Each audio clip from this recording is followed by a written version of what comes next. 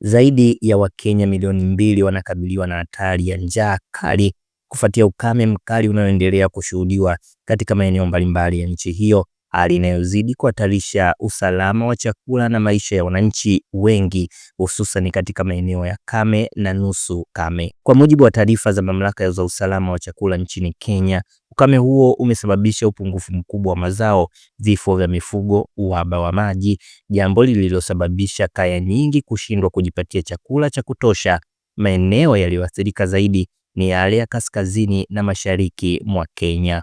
Ripoti zinaeleza kuwa watoto ndio waathirika wakubwa zaidi katika hali hiyo, ambapo maelfu wanakabiliwa na utapiamlo wa kiwango cha juu, hali inayoongeza hatari ya magonjwa na vifo iwapo hatua za haraka hazitachukuliwa. Aidha, familia nyingi zimelazimika kusafiri umbali mrefu kutafuta maji na msaada wa chakula.